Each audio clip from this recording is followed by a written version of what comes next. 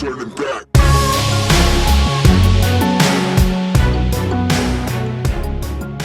Welcome back to the last podcast. No, last Boy Scouts podcast. We don't even remember the name. It feels like it's been too long. It has been a while. Too long.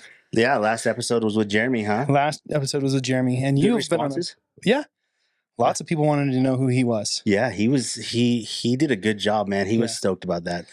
I often wonder if we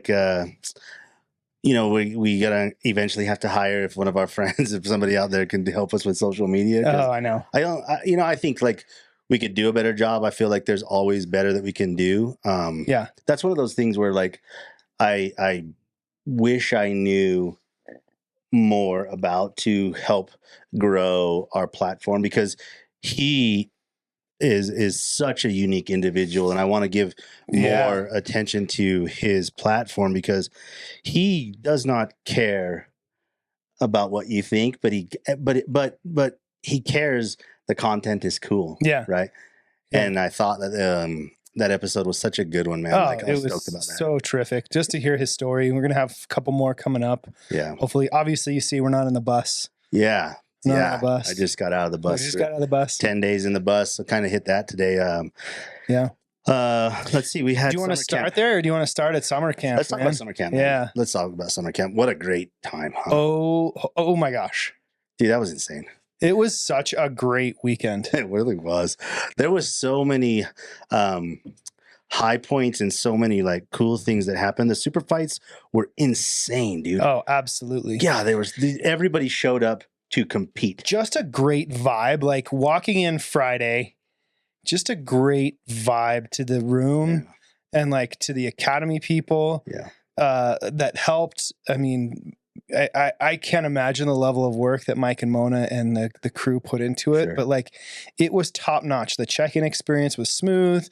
I almost wore the t-shirt. I wanted to wear the t-shirt. I was worried you were going to wear the t-shirt. We'd have matching t-shirts on the YouTube. We should have told you. What? Unfortunately, man, I was so busy throughout the day and busy throughout the night that I ended up not getting a t-shirt, and they had ran out by the time that I went. So hopefully, Mona's so good to me, and hopefully she put one aside. Sure. So leading up to the day, you could feel the buzz. Yeah. I walked into the mat to Tristan and James, the guy that fought Davey, training. Yeah. And dude, they were trying to kill each other. Yeah. They were trying to kill each other. And I was thinking, Trip, you got to fight today, dude. Slow down. But yeah, they were both and me and Mike were watching them, and just the vibe. I really believe that everybody took it seriously. Mm-hmm. It was friendly. Oh yeah, air quotes, but it also had some meaning behind it, right? Yeah. So let's recap all the fights. The first fight was Blake and Trip. Pittman. Yep. And dude, their level of jiu-jitsu, they ended up going to overtime because the level of jiu-jitsu that those young kids. Textbook. That the guillotine, he threw his arm over. Oh, and the most amazing thing, I don't know if it was intended, but having Master Sauer show up, Pedro Sauer show up, I don't know if he just kind of showed up. So there was, giving some things away. I knew in Florida that there was a high possibility that he was going to be there. Good. When I had, because he came to Florida. Yeah. Oh, okay. And so I knew it. There was some, you don't want to give everything away, but if you didn't see the video, just to recap that, not to go backwards, but we put the 4th, 5th, 6th degree black belts on a table. Mona set that up, and dude, the way she set that up, place cards, she had Master Sauer in the middle, and it's a remake kind of an old seminar with Helio Gracie where Pedro fights a couple guys and Hickson Gracie is the ref. And it's kind of that was kind of the idea behind the whole thing, right? And you're right. When it came together, man, it was like, this is surreal that this is happening. Yeah. The walkouts were perfect, so fun. Right? So fun. Blake and Trip Pittman, Blake Hallett and Trip Pittman. are young kids. I think they're 12 and 11 years old, and dude, they were showing some killer jiu-jitsu. Textbook, just textbook jiu-jitsu. Killer jiu-jitsu. They went into overtime, and I think Blake won by first points in overtime, which was a takedown. And it was like they put their heart into it. Like you see these kids, they well up, they don't want to lose. Yeah. Right. And it would have been whoever lost would have welled up. They put it out there. They put it out there. I had a good time because Cozy, my youngest, came and watched all the fights, and I was like, hey, they're your age. Yeah, they're your age. She's like, that's not going to make me want to do jujitsu. Oh, no. I'm like, no, awesome. But just know that they're your age. Yeah, Next up was London, and man, I'll look at my notes. Let me look at my notes. I'm gonna grab Charlie. Oh, you're right. Charlie was with us in the academy for like 3 days. Yeah. He came and hung out with us and trained with us. He was a fun train. Yeah, he was a great train. He was awesome. Yeah, just a fun, very flowy roller, and like. Yeah, tough kid. Yeah. From Carolina, I think. No. I think he was from headquarters. I think he was from Virginia. I knew he was back east. Back east. They might be from Georgia even. Who knows? But man, they flew in a couple days, hung out with us. Him and his brother trained with us. Their mom was awesome. And London ended up winning, I believe, by submission on that one. And again, 2 kids that are young, teen blue belts that are like hammers. Yeah. And I've trained with London before, and he is tough. They both I trained with Charlie Friday morning. Just kind of moved with him, like not really using any weight, but he submitted me twice. Yeah. Like just good like moves, like, just solid jiu-jitsu, getting to be he could move better than me. Obviously he's got that youth. Yeah. And of course I've rolled with London before too, and just a powerhouse. They're killers. Yeah. And then my Tristan Tripp and Paul, they competed, and it was fireworks. It was fireworks from the beginning. Mm-hmm. Tristan ended up pulling guard, and they went to the ground. They got into a weird scramble. He caught Paul in a triangle. That was so tight, dude. He had that thing, and Paul is so tough. He is so tough because he turned, and I even thought when he turned, is like, oh man, he's giving his arm, but he turned, and when he turned, Tristan's feet got stuck behind him. And the triangle opened. Paul snatched on his foot, toe folded him, and Tripp tapped like rightfully so. You never. Yeah. We talk about this a lot with feet, with legs, and I had an interesting conversation with, I believe it was either Lamau or Rylan, and they were like, at the young kids level, up until you're in your 30s. You should avoid the leg lock game as much as possible because you can really mess up your ankles, you can mess up your feet, you can mess up your knees, and that stuff stays with you for a while. So if you develop your game and then get into the leg lock and Tripp tap, that was tight when Paul caught that toe fold. It was very tight, and I was proud that Tripp didn't try to show anything, because then you never know what's going to happen with those kind of joint locks. Yeah. So shout out to Paul. He's tough. I trained with him the next day, and he kicked the crap out of me. Just a young buck. Yeah, I mean, these guys are bucks. So yeah, Tripp is 20, and I believe Paul's like 33, 34 years old. He's and just, man, such a good kid. Him and Tripp at the end, they both like shook hands, hugged. Yeah. They were stoked with each other. Then we had, I believe, Kenny and Roman. Dude, Roman is a monster. He is like what you would expect. Like he's just chiseled. He is Roman god, like literally Roman god, like statue. Like, and Kenny did well. Kenny fought well. He ended up putting Kenny to sleep. And dude, when Kenny woke up, he was just so happy. What in the world just happened, right? So, like I said, they took it seriously. And man, Kenny going against Roman, Kenny fought well. Roman is huge. And, man. Little youth on Kenny, too. Yeah, what do they say, like, youth-wise? It's like a couple of belt, like, you know what I mean? Like, if you start training at a young age, then you're, and you make it to a blue belt, blue belt is right. I mean, we train with Tim. Tim's a green belt. And man, that kid's, he's a snake. He's probably closer, like...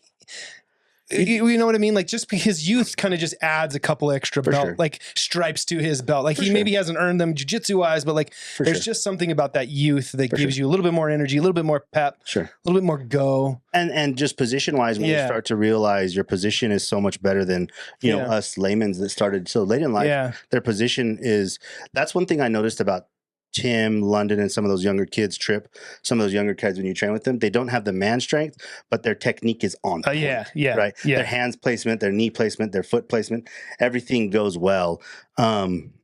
So, like I said, Roman submitted Kenny. Next up was Kim and Hannah. And dude, those girls, it was so exciting because it kind of got the room buzzing. Like, wow, each match was starting to like really gain steam on top of the other ones. And it's really hard to sell jiu-jitsu fights to non-jiu-jitsu players because there's so much technique that happens that we see that we're like, ooh, that was awesome. You know, you get out of them a submission, you snatch something from a position that you're like, oh, I know that. Where there's no punching, there's no striking, so you don't see damage until all of a sudden you're like, oh, Kim's tapping. Triangle to an armbar. It was beautiful. Beautiful. And they both fought so well. They're both like amazing women. I trained with Kim. I trained with Kim a lot to lead up to this fight because we're roughly same size and she needed good, solid training. So I was heading down to Lehigh, you know, once, twice a week just to make sure that she got good training. Hannah, tough. She's tough as shit. She is so tough. And she was they were such good, you know, they shook hands, they hugged and they were like kind to each other, you know? It's good sportsmanship. Very all good around. sportsmanship. Like there wasn't a single bit of really bad blood that I felt. Agreed. I mean, yes, in the match it's like every man for himself, but like at the end of the day, like everybody was high on jiu-jitsu at the end of the night. Then here we go. We get into some black belts. No, we done. No, but I'm the biggest secret that I think of the whole entire event was Nick Jacks and Billy Buss. Oh yeah. Two brown belts. The brown exactly belts. the same size, exactly the same weight, exactly the same age, and exactly the same level of jiu-jitsu, right? 4-stripe brown belts. I've trained with both of those guys a bunch of times, and they literally have the same game. They want to smush you into the ground, make your life hell, never let you really almost like submit you, but then go back to something different that hurts even worse. Nick Jacks, he's not afraid to put his knee on your face and just hang out there till the round is over. He really forges us into steel. He forges our entire academy into steel, and everybody talks about the fact that like he is the dude. He is the enforcer. He is the brown belt enforcer. He is, if you come to the academy and you have a little bit of go, you go with Nick Jackson. He's like, okay, you have no more go. That people walk off the mat like, that is a monster. He is a monster. Billy, I've trained with him. Same exact feeling. There literally is two of the same feelings. And they fought to almost right up until the round was over. There was like seconds. I was running the clock. Couldn't always see the clock, but I was running the clock. I think it was like there was like seconds. Because I remember saying to Nick, you got about a minute. Again, Nick and I trained a ton. Cardio, we would do rounds where I was like, I'm not tapping to a single thing you do to me. I don't care what happens unless it's a joint lock where I got to save myself, but I ain't tapping to no chokes. I'm not tapping to meanness. I'm not tapping to any of that stuff. And we would get done and he'd be like, thank you. I needed that. He fed a choke with the gi, cross choke, and ended up getting the tap. Everybody goes wild. They go crazy. Professor Karen comes out, and he has a black belt for Billy. Next thing I know, Professor pulls out a black belt for Nick. And, dude, everybody went erupts. Wild. It was wild. If you follow me on social media, I posted the last half. I was so stoked on it. I was like, oh, man, I got to get my camera out. Finally got the end of it out, and Professor's tying the belt around Nick, and then to have all people there, Pedro comes out and chokes him and congratulates them both on a good fight, and kind of just adds the cherry on top of that. Like, if I could imagine getting my black belt, that'd be the way. That would be like the storybook way that I'd want to get it. That I'd want to get my black belt, right? Like, those guys, both of them have worked incredibly hard. I mean, Billy has been, since I've been in the academy 3 years, like this isn't his first time in town, right? He comes early, and he's been in Florida, and and Nick is always, at the academy. These guys have put in the work. They put in the work. And Nick came to us as a purple belt, came to Professor as a purple belt, and I remember thinking, like, this dude is really, really a monster. Yeah. But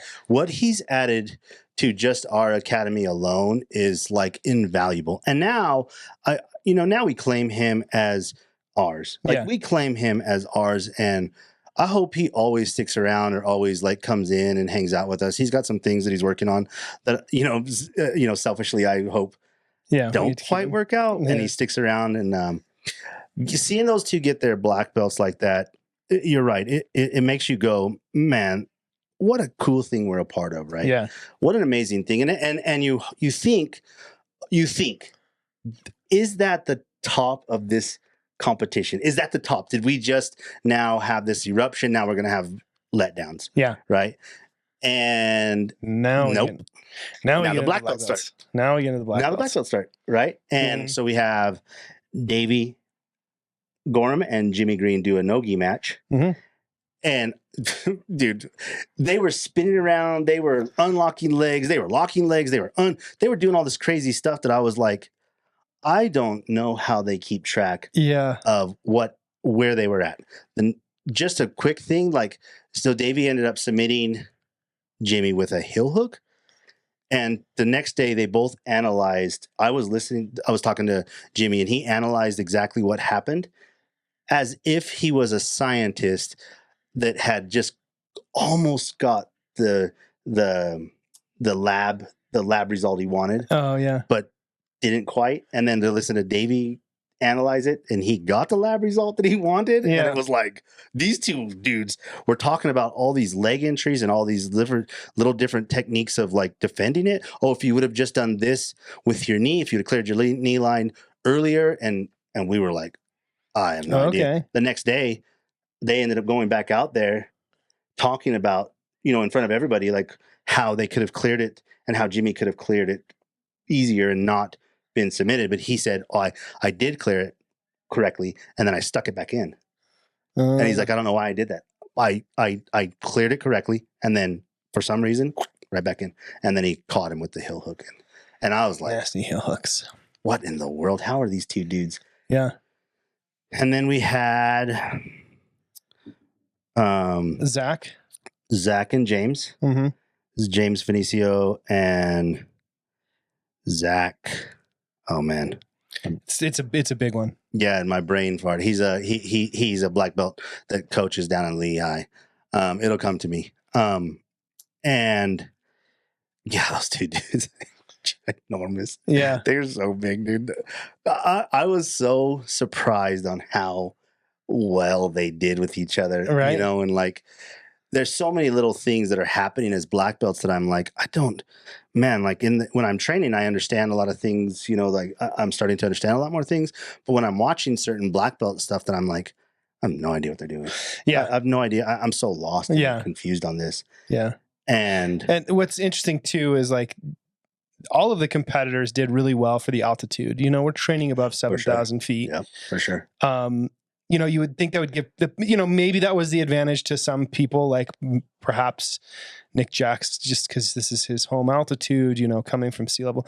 But like this is where you really kind of saw the competitors, like both competitors. Lehigh is, a few thousand feet below Park City, but these were the first two competitors where you kind of saw that the elevations kind of impacting. And they were making adjustments to their game to adjust things down. For the elevation, and they both were like slowing things down. And James ended up getting the submission on that one as well.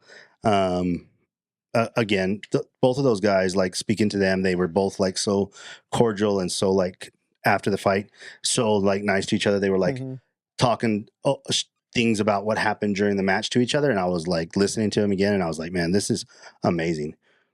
You know, and like I said, it's from a jiu-jitsu's perspective, we were all so excited about it, and things were running so smoothly, right? Yeah. And you're like, man, is there ever going to be a hiccup, or what's going to happen? There was so much anticipation for each match, so much anticipation, so much anticipation, so much anticipation. And then what a crazy way to finish. Yeah. So then we have, well, we should back up, and the gentleman that won, he ended up getting his 3rd degree. oh yeah, I forgot about that. He got his 3rd degree after, or before the weekend was over. Yeah, it was. I'm such a knucklehead. I'm on the mic, and people are like, "Hey, call James back up here. Call James back up here." And I'm like, "No, not into the mic. I'm just yelling, James, yelling at him, James." And he kind of looks at me like, "What? I go, man, why are you screaming at me?" And I was like, James, we need you to come back up here. Somebody said to me, I think it was you and Patrick, use the microphone. Dude, it was so funny. I was like, my brain, you know, because I'm doing all the announcing. I'm trying to keep the crowd going. You're also managing the time and who's going on the fights and making sure people are staged and like making sure the walkout goes correctly. Right. Because one of the things that we talked about is like, don't start your walkout too early. I will tell you when to go. Yeah. I will give you a nod when it's time to go, because we want your music to play. Yeah. And if not, this is going to look silly. We want this to be like a legit production. Yeah. Right. So yeah, James ended up getting his 3rd stripe. Master Sauer again gave that to him. That was awesome. We had that time to let that happen, and he was stoked. He ended up it was cool. He was really, really appreciative of that, and I thought that was cool, man. Like, what a cool way to get a stripe and to get your progress on the mat like that, right? And then the last two. Bill and Anthony.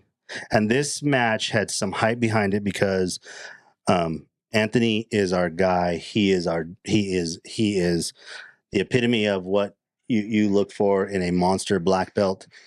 He's not Nick Hallett. He's not flashy. He crunches you. He smushes you. If you are not doing what he want, if you are not training well, if you are not doing well, he's grumpy. He means it from his heart. He's kind. Mm-hmm. He is so kind to us and so scary looking and so intimidating. Yes. And when you seen Bill, he had the exact same look. Yeah. He had the same personality almost. It was like, this guy means business. And I loved that he comes out to no music. He came out to no music. Just business. He came out standing on business. It was like no music. Everybody was like, this is insane. And you could feel the buzz, jiu-jitsu buzz. And so then Anthony comes out to this opera music that is like insane. He comes out. He's got ponytails. He looks the part. Yeah. It was almost like this is like staged. Yeah. For these two dudes. They come out, and when they shake hands, it's like thunder. It was Clash of the Titans.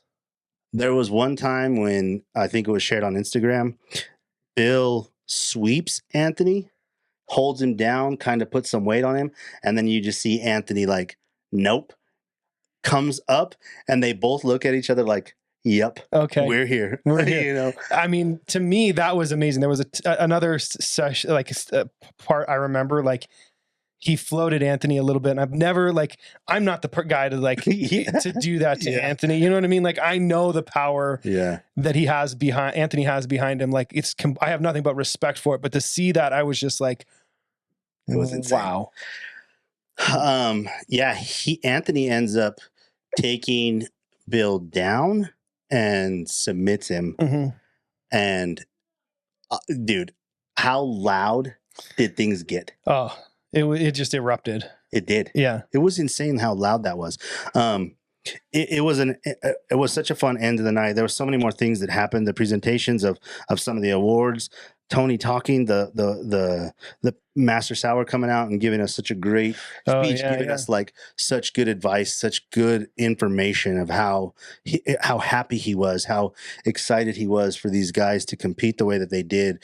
Because at the end of the day, like I always say, both people have to do their job. the person that wins has to do their job. The person that loses has to do their job. They both have to go out there, compete, do their job. Somebody's going to win, somebody's going to lose, but it doesn't matter. You're going to do your job. And the fact that we had so many people come up to us and go, amazing, amazing, amazing. I can't believe you guys pulled this like this. This was unreal. It made me so excited and so stoked for the next events.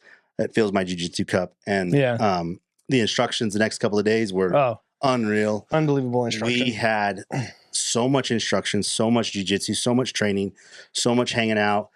I was not able to hang out that much on Saturday like I'd like because I had so much to get ready for the trip. And the trip, is there's going to be times where I'm going to tell you, like, I can't remember everything about the trip, but I can remember like so many things of what happened with Misty and I. We'd like to still thank Jitsi Rings. Yeah. We appreciate Jitsi Rings. So I still have my purple belt one. People still, you can't quite see it. It's faded really bad. But it kind of helps keep track of your progress. But I wear my ring. I know Preston wears his ring.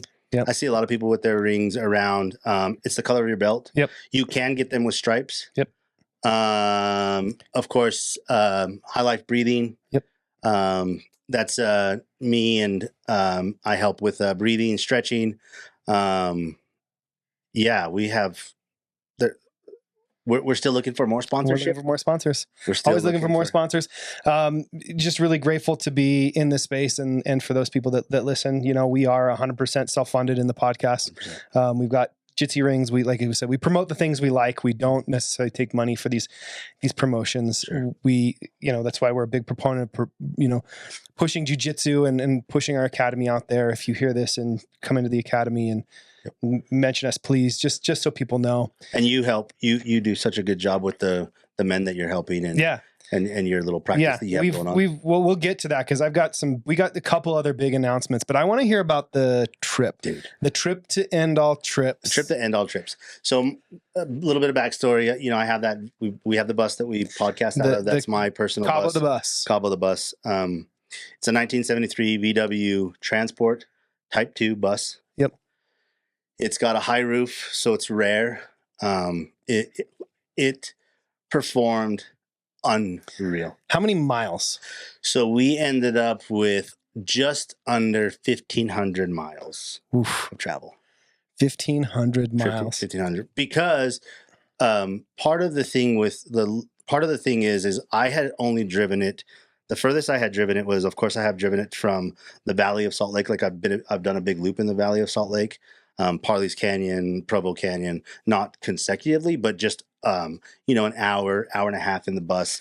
We drove to Mirror Lake Highway, maybe like 50 miles. Just kind of checking out the capabilities, making sure that learning I'm the nuance. Driving, right. We've camped in it multiple times. And this has always been my goal, is to buy something that Misty and I can go sleep in that like is nostalgic. Yeah. Right? Like I've had a Sprinter van.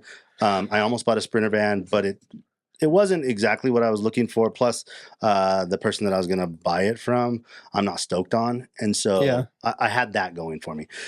I bought that bus, and I will tell you, we bought some supplies. We bought some things that we wanted to make sure would make our trip comfortable. Yeah. And so we had this idea that we were going to leave right after the camp and then drive for a week, hang out, go to a festival in Montana, drive for a couple days home. So do a big loop, right? Head up to White Sulphur Springs, take our time, head home, take our time, right? We had about 14 days is what we thought we were going to be in the bus.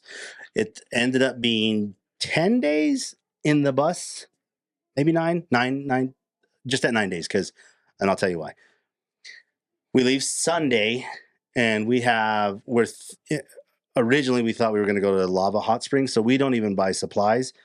We gas the bus up. We leave like around 10 o'clock because we're kind of like, we're only driving to Lava, which is just 3 hours. 3 hours, away. Yeah. Well, our travel companions are like, no, let's try to make it to Island Park. Oof, okay. Which is about 5 hours. 5 hours. And for Misty and I, we're thinking, okay, I average the miles. So it's like 260 miles divided by 45, which would have been about 8 hours of driving. And it's like, man, that's kind of far. So what your if max speed is my max speed is 45?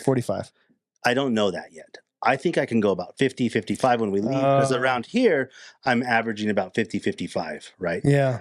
So we head out and plans get changed. I have to stop and get a fire extinguisher.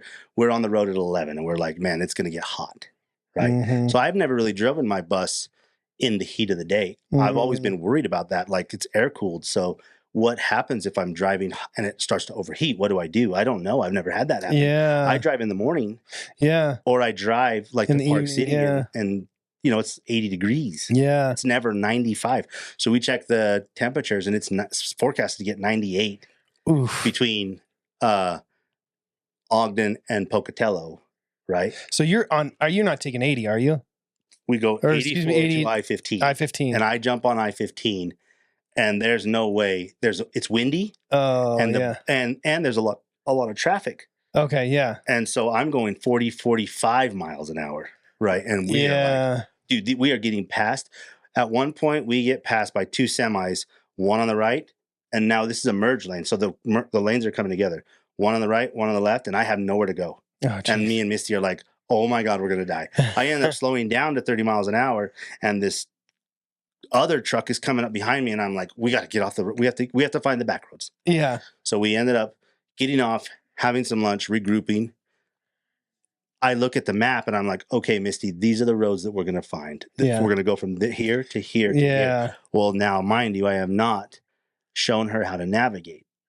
Right? Okay. I tell her this, but she's looking at a map and she's like, I don't know what I'm looking at. And I'm like, yeah. Just look at this. And I'm trying to teach her, and we kind of like lose our cool with each other just a tiny bit. Yeah. And I'm like, okay. Just working through the communication. Let's just look for this sign, the street sign.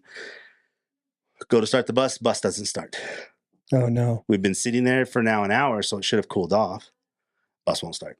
And I'm like, well, I don't know what to do. And I'm pumping the gas. Bus won't start. So we sat there for another 30 minutes. Do you have AAA? I have AAA. I have roadside assistance. And I have a father-in-law who has said, if you get on the side of the road, call me. I'll go get a trailer and I'll come get you. Yeah. So we have backup. You have a backup and a backup to backup. Okay.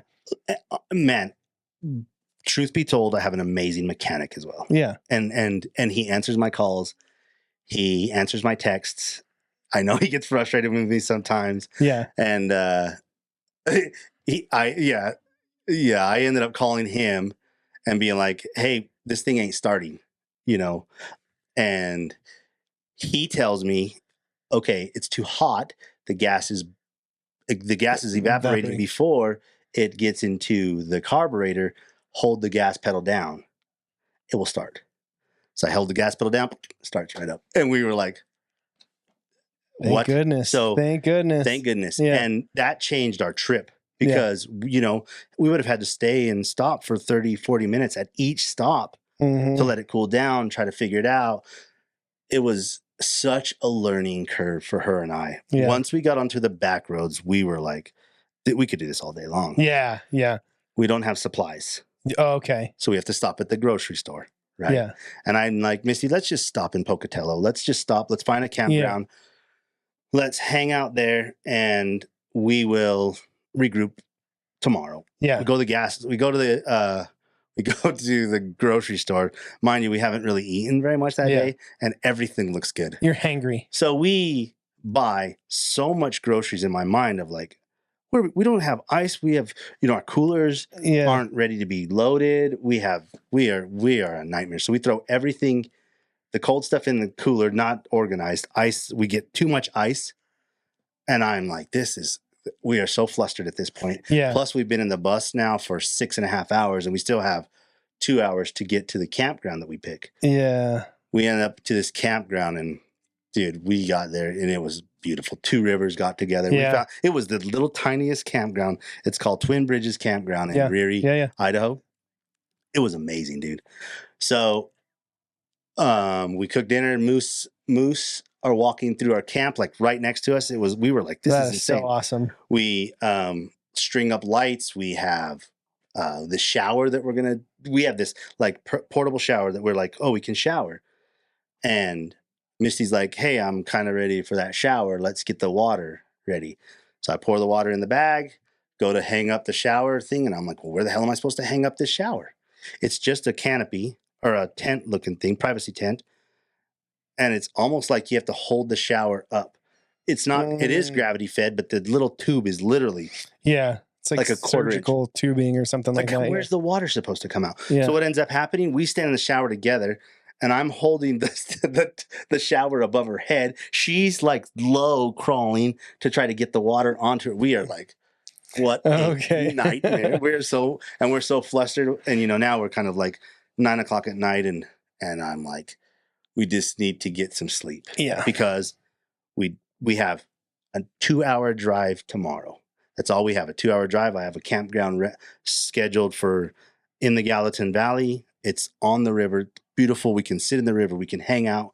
We can talk. We can play games. Yeah. We bought games. We bought things to paint rocks. We are stoked for tomorrow because we have 1 day, travel 2 hours. 2 hours, and then it's mostly spend the day. Spend the day on the river. And the most amazing spot. River runs through it. Dude, and spot ever. If you've ever been to the Gallatin River Valley, the river is so clear, so pretty, and the mountains are so cool.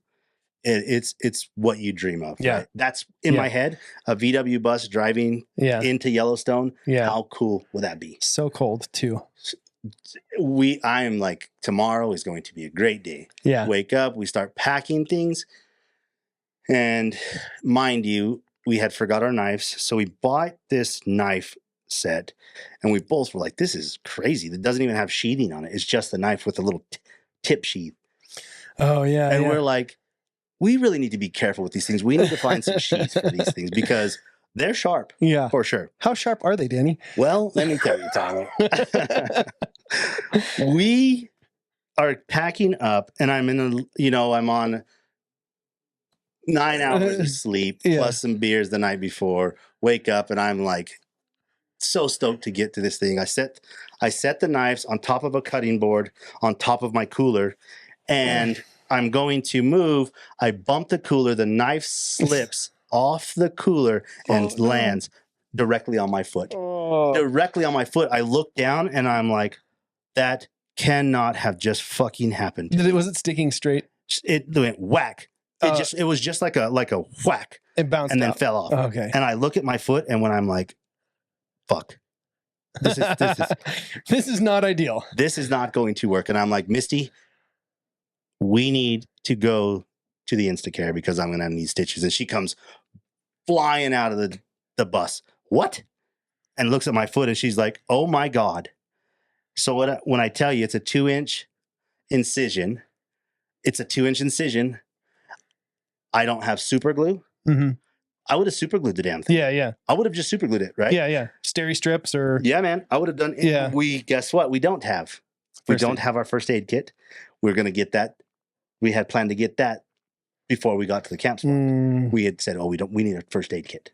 That night we decided. Yeah. Dude, so I'm like, I hurry up, wrap my foot, and she's like, what are you doing? And I'm like, well, I need to still pack the bus and get going. She's like, her face is kind of pale. Like, yeah. Are we going to have to go home? What are we going to do? Is our trip ruined? I'm like, we're good. It's going to suck. It's going to suck. We go to an Instacare in Rexburg. They stitch me up. I got 6 stitches, but no water, right? They tell you can't soak it. You can't go in the river.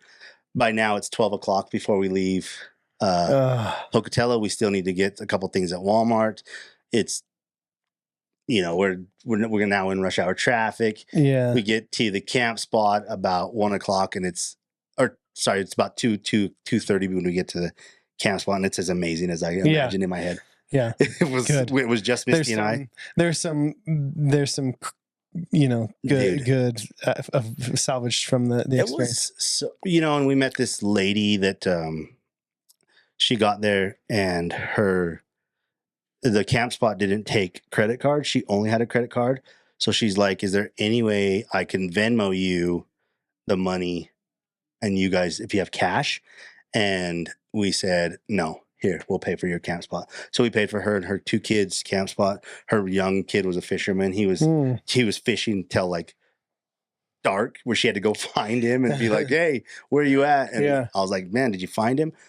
There were so many fun things that happened. We had such an amazing trip. We went to Red Ants Pants. We seen killer artists.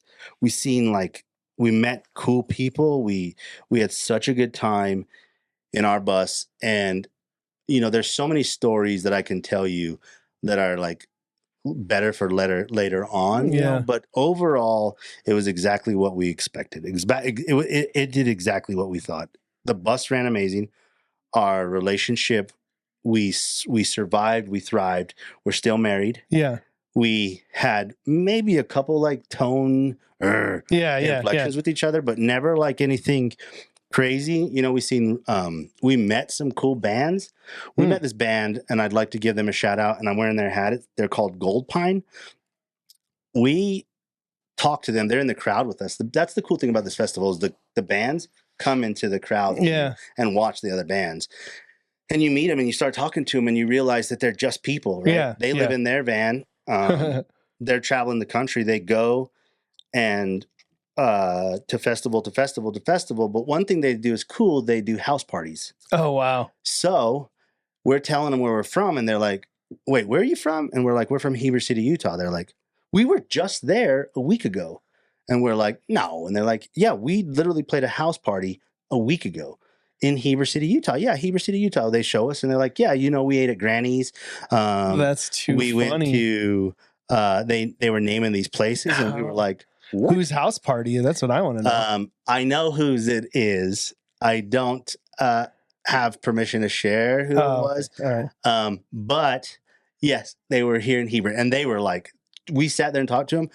She did the national anthem the morning of Friday morning. Yep. Oh man, my days are coming together. Saturday morning. She did the national anthem, and dude, nailed it. Me and Misty both, tears rolling down our eyes, because it was like, this is amazing. Yeah. You meet so many cool people that you come together. You're in a cow field that everybody's camping together, so you're sharing stories. You're sharing things. You're sharing canopies. You're sharing beers. You're sharing.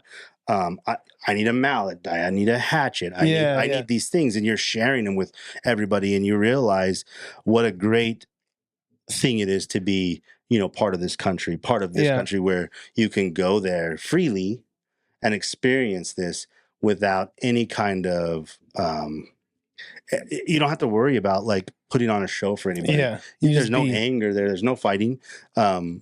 There's no person that like, if as soon as you walk past somebody, if something happens, oh, excuse me. And they're like, oh, excuse me. And you share these great things with each other.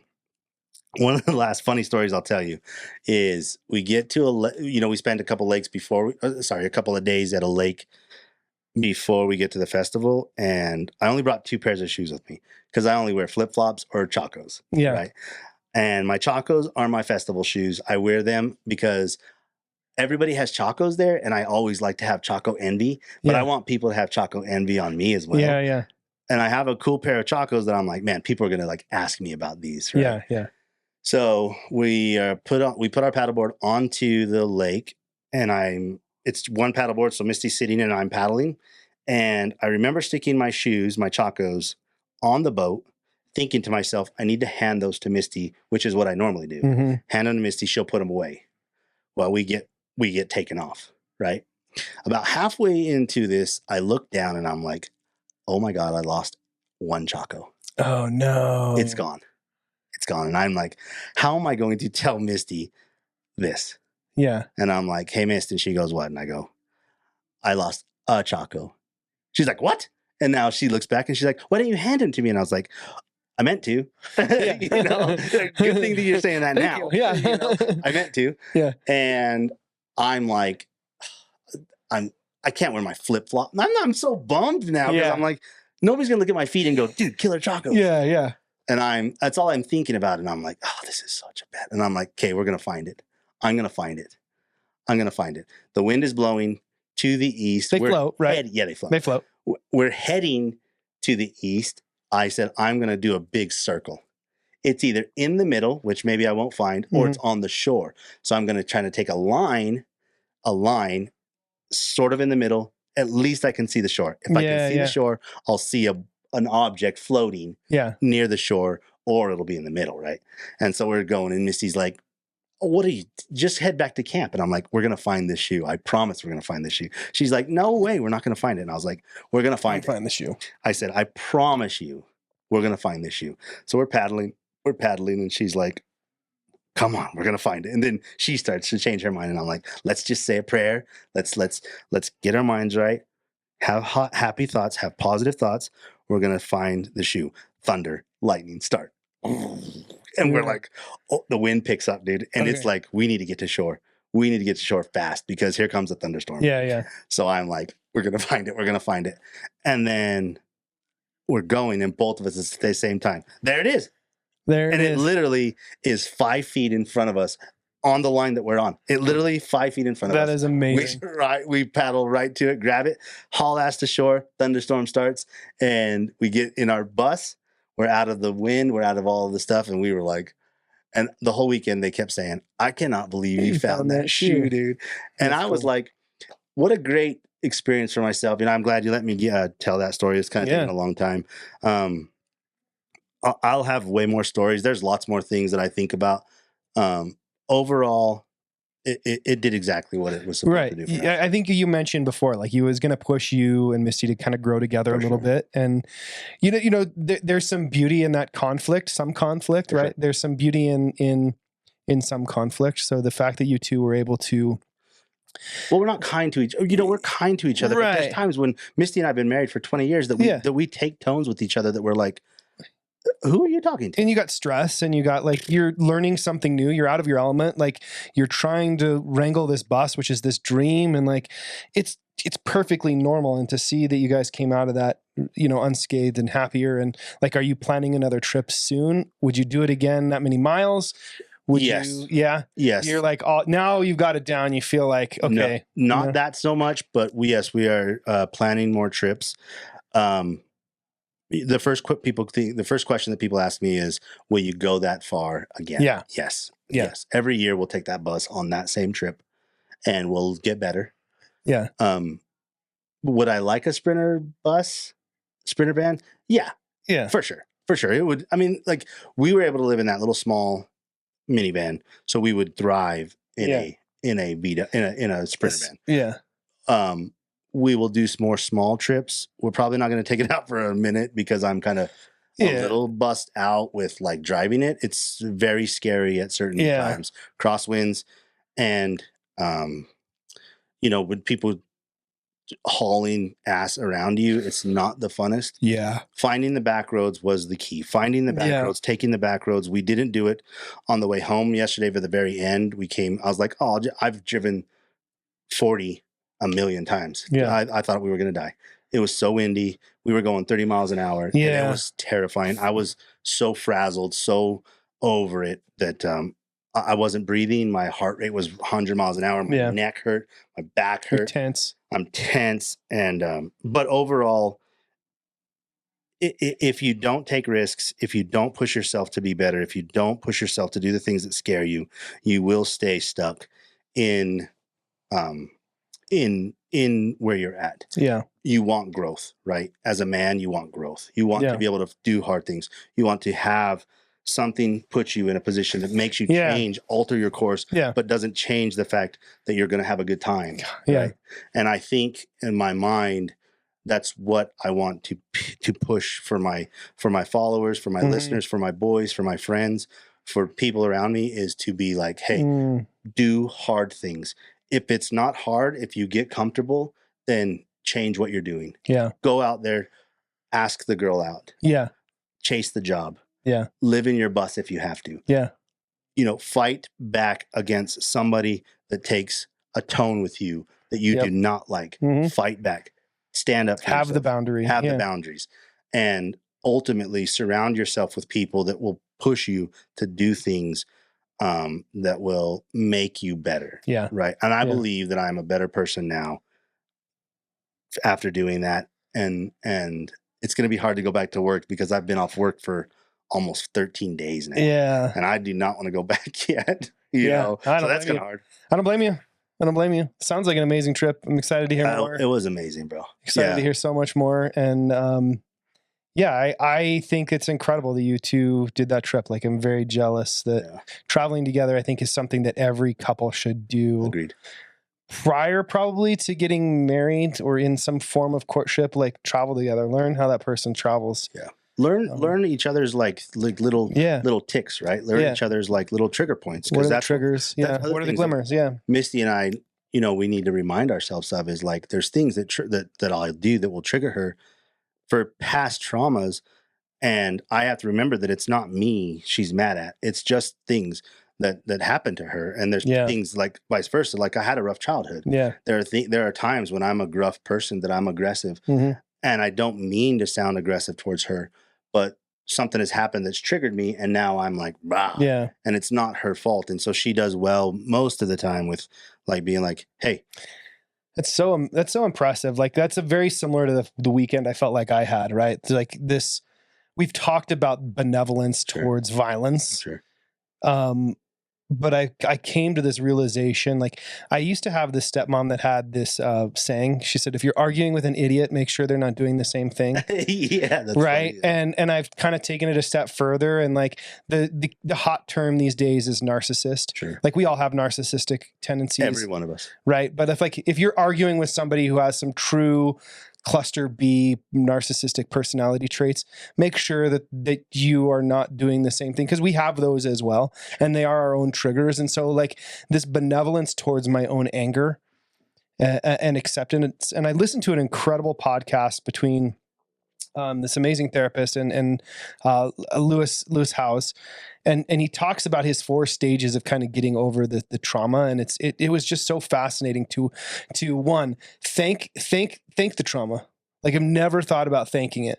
Like thank those things that kept you alive. They kept you alive. Sure. Whether they were good for you or bad for you, they kept you alive. Sure. So thank them.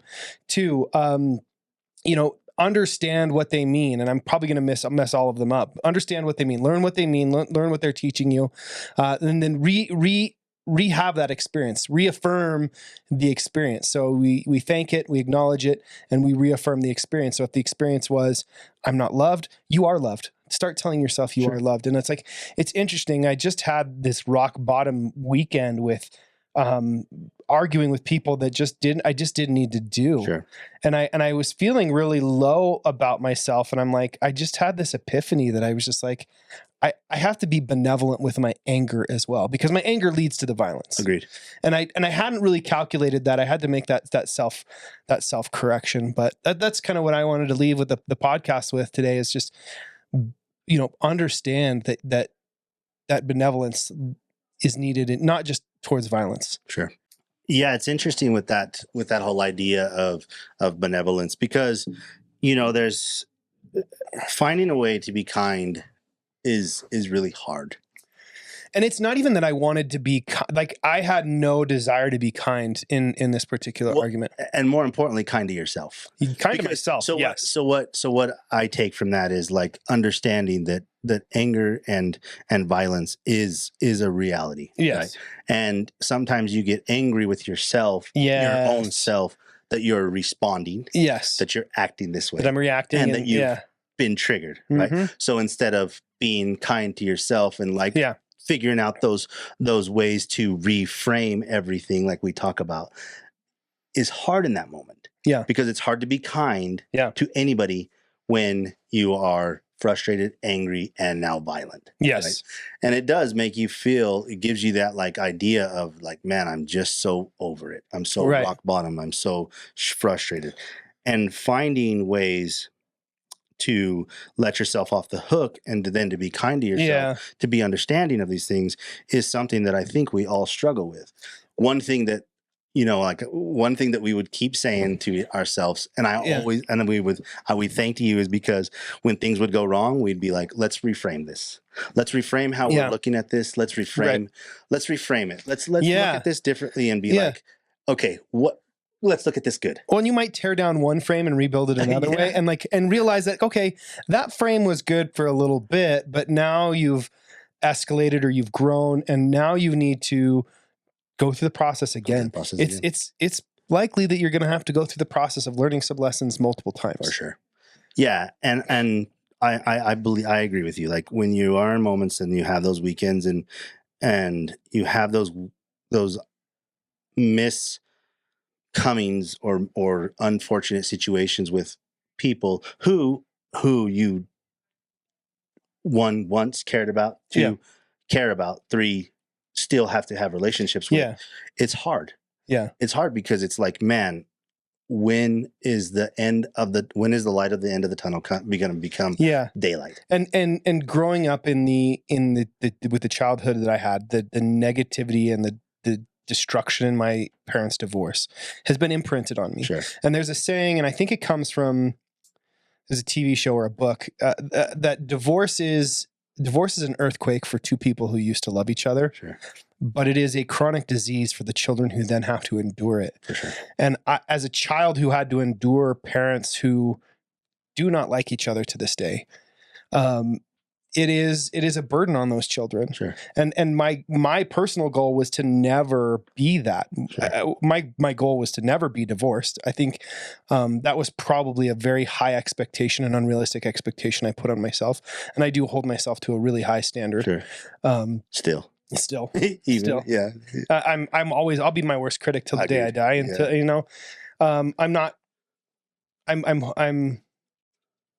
I think that I just knew that I did not want to have that type of relationship. Right.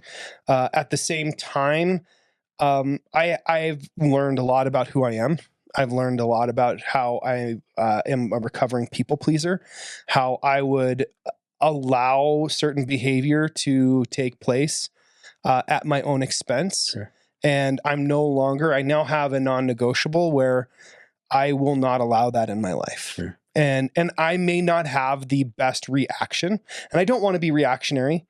I may not have the best reaction. I may not have all the tools I need to defend, and I may not defend the right way, but I'm going to defend that non-negotiable. Sure. And then also instill that same concept in your children, so that your 50% of what you're giving to your children's life, they can always look back on and say, well, my dad is this solid person. He makes mistakes. He makes misjudgments. He does things that are wrong. He makes some poor choices, but he always is there for me. Yep. He always stands up for me, and he always has my back 100%, no questions asked. Yeah. Yeah. And it's easy in divorce for parents to alienate their children. For sure. And I definitely, looking back, I see times where I didn't have much of a voice because, I was very quickly thrust into a position, choose a parent. Can you imagine being 8 years old and being in a courtroom and having a judge tell you, pick a parent? No. And you're just terrified that you're going to upset somebody, and either one of them. And you're you're a child, right? And that's very much what I had to experience. And so, you pick your mother at the expense of your father. You pick your father at the expense of your mother. For sure. Nobody wins. And it one person is resent. And to be honest, it wasn't my fault. Sure. I didn't choose to be born. I didn't choose to be born to these two people, and I didn't choose to be born in this ecosystem. I have to reframe how I exist in that ecosystem. So, well, and I always appreciate your willingness to share some of those stories, because we'd like to share more about what's going on, and maybe one day we'll get to that point. But I do believe like men struggle with those things because you're not giving the playbook. You're not given those skills as a man, and we're not given the idea to share emotions, to be emotional, to have emotions. Most of the time, you're told to suck it up, toughen up. Man up. Don't be a pussy. Yeah. Get on with your life. Yeah. Get on with get on with it. Right. Yeah. And, one thing that I value about you is that your willingness to share, emotions, and the fact that you sometimes are an open book, even if people don't like it, you tell what happened, you tell your side of it. And I don't want to do it at the expense of these other people, but at the same time, I do believe there's a value in telling this story. Agreed. I think what's interesting, and I'm not saying this to be poor me, but I think there are men that get into situations where they are abused. Agreed. They are abused by either a narcissistic partner, by a bipolar partner, by a partner that has some sort of borderline personality disorder. There are, we could talk about this fight, this Craig Jones fight that he's been hyping with this girl. But like there are men that get in situations where they become abused and they cannot talk about it. Right. They cannot talk about it. Just like men generally won't talk about being sexually abused. Agreed. Men will definitely not talk about being physically or Agreed. emotionally or abused in that sense. Agreed. Yeah, man. That what a topic to cover at another time, right? Because man, that can get to a deep dark hole. Because but I do agree with you. Like, I know you're not poor me. I know you're not trying to be like, but there are times when you're emotional and it is like it is like, yeah, I'm struggling today. Yeah. Yes, I'm struggling today. Yep. Yes, I'm struggling today. Yeah. 100%. There are times when I'm like, yeah, today I'm struggling. Yep. Today I'm struggling. If I'm angry, if I'm short with somebody, it's probably because I have some emotion in my body and I'm not able to process it. Yeah. I was not given the tools by my parents to process these emotions. I'm learning. I'm growing. I'm a project. I'm always a better version of Danny yesterday and 10 years ago. I never look back at myself and go, man, I wish I could change this. I don't butterfly effect anything. Yeah. But there are times when I'm like, I did not like that version of Danny. And I'm going to change that today. You know, one thing that Misty and I did that was so cool is every day we prayed.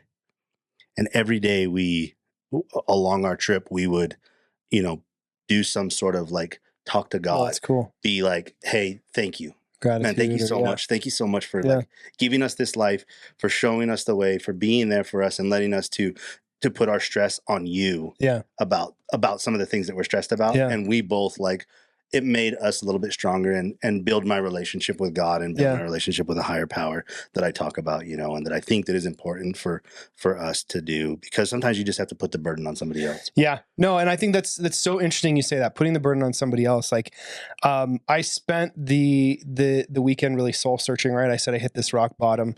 I've had this idea for a long time. I've been coaching men. I have several men that I've coached and still continue to coach, whether they're exiting a high demand religion or they've gone through a divorce. They're generally in a safe space.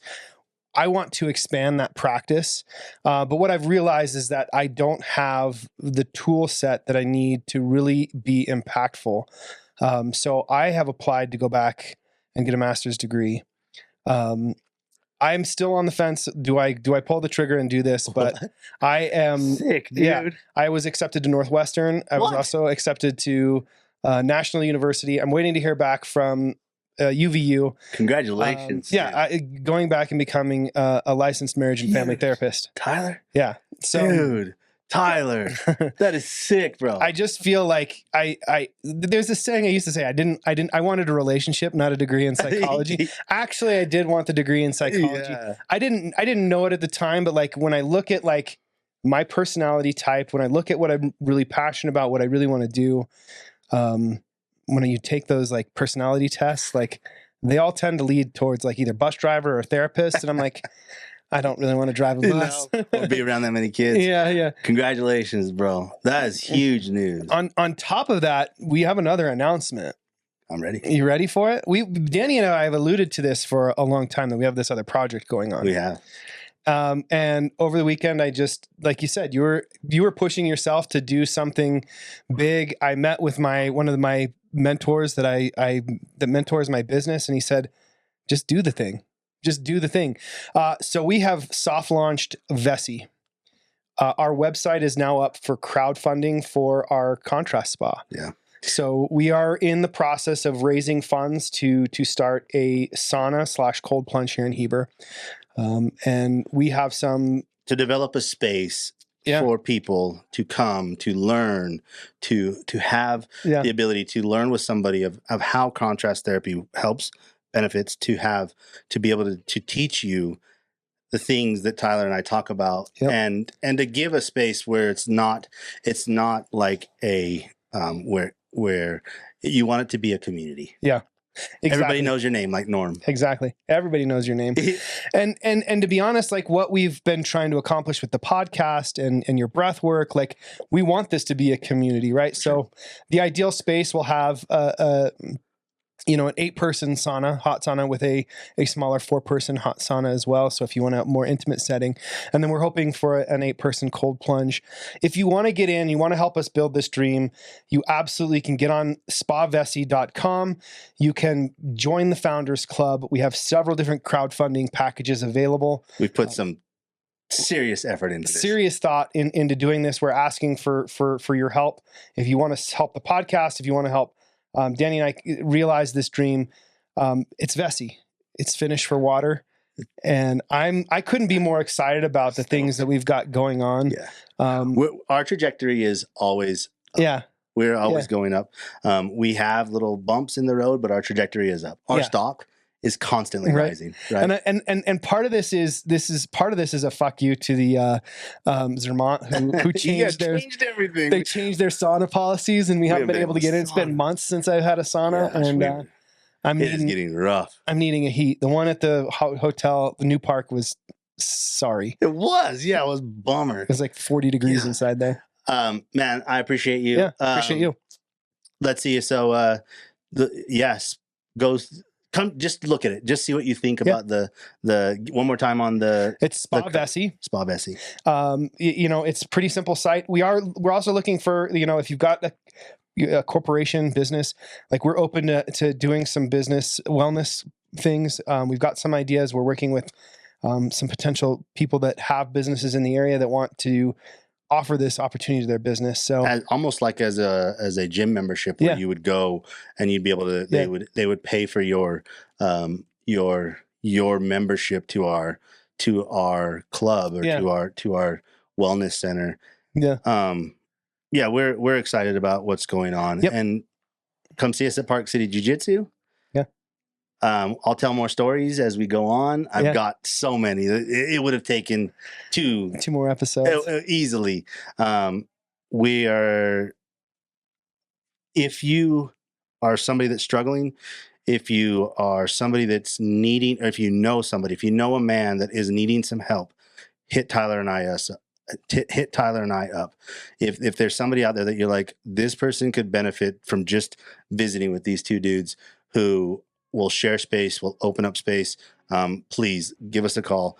Men's suicide is a legit thing. Mm-hmm. If you think about it, if you know somebody that's contemplated it, give us a chance. We have some things we can help with you, help you with those things, and we never want to see another man or another person lose their life. And I preach that. I live that.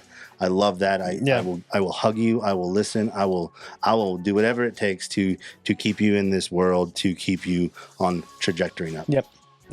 Cheers, everybody. Thank you. Appreciate it. We'll see you on the next episode. Rise up and turn it back.